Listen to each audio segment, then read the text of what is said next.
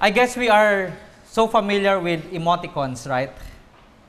And what we call emo. Pag emo ka, feeling na feeling. And in the internet, we use emoticons precisely as substitute for facial expressions. We usually get in face-to-face conversations. And there are different facial expressions. May nakangiti, ganyan. May nakara, ganyan. May tumatalon-talon. Meron ganyan sa Gmail.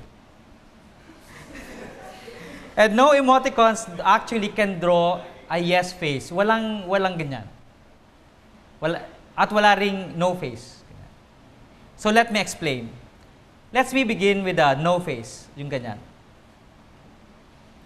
In the time of the prophet Isaiah in the Old Testament, God argued with Ahaz, practically begging Ahaz to accept the promise he wished to offer through the prophet Isaiah.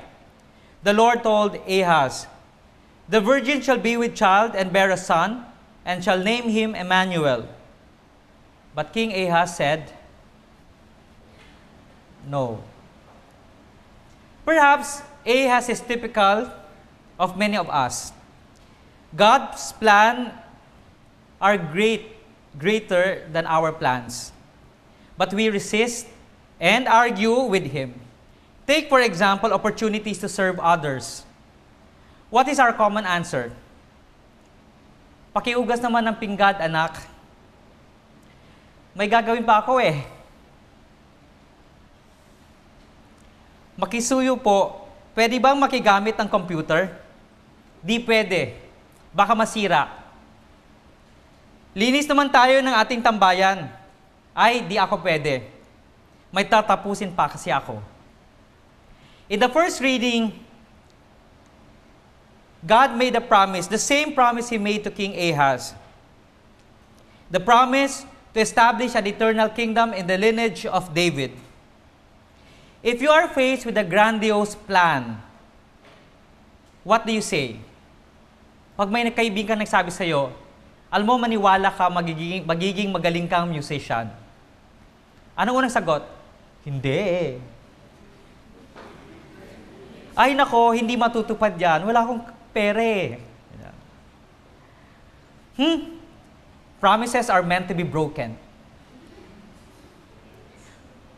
O yung ganito, yung pangako mong iibigin mo ako magpakailanman, hay nako, tingnan natin. Mapapako din yan.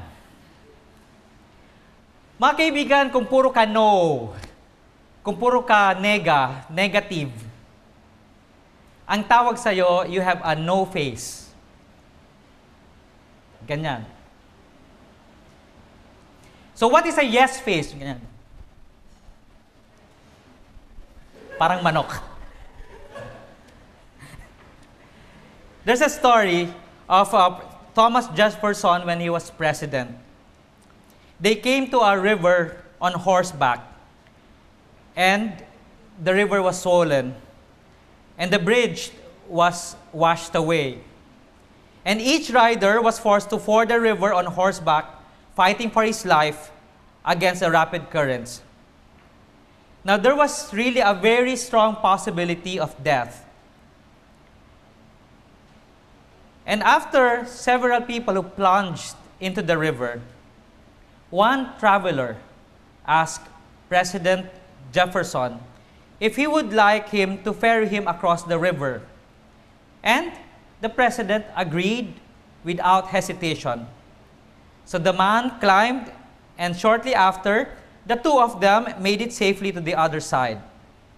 As the stranger slid off the back of the saddle to the dry ground, one in the group asked him, "Tell me, why did you select the president to ask this favor?" The man was shocked. He said, "I didn't know he was the president. All I know is that for many of you, your faces was a no face.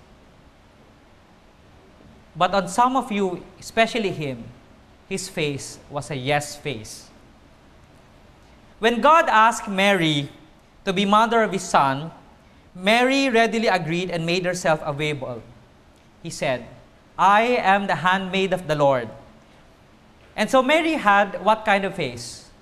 a, a yes face. So, kung yes face ka, kapag puro ka ganito, okay po, pwede po akong tumulong. Yan ang yes face.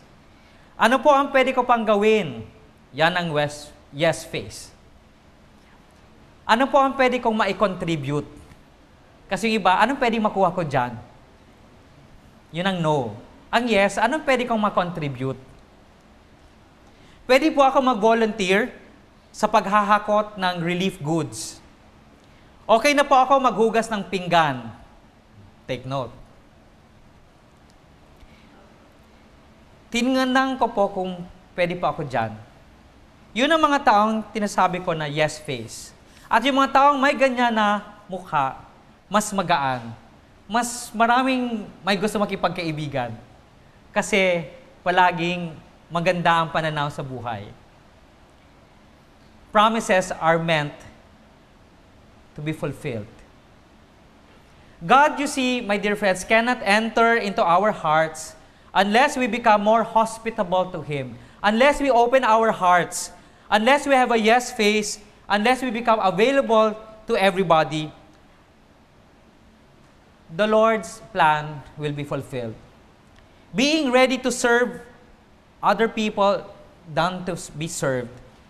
Thus we pray that we open ourselves up to soften our resistance to God's blessing, to free ourselves from the obstacle that hinders Christ's entrance into our lives, to make ourselves more welcoming to Him and others.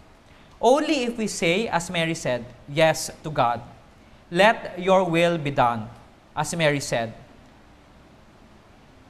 And God will say, for you who have said yes, you will receive blessing from the Lord. So maybe I can ask you now, if you look into your lives, anong klase bang mukha mo? Ikaw ba yung ganyan? O ikaw ba yung palaging? If there is one thing, my dear friends, I know about heroes, is that indeed, heroes say yes.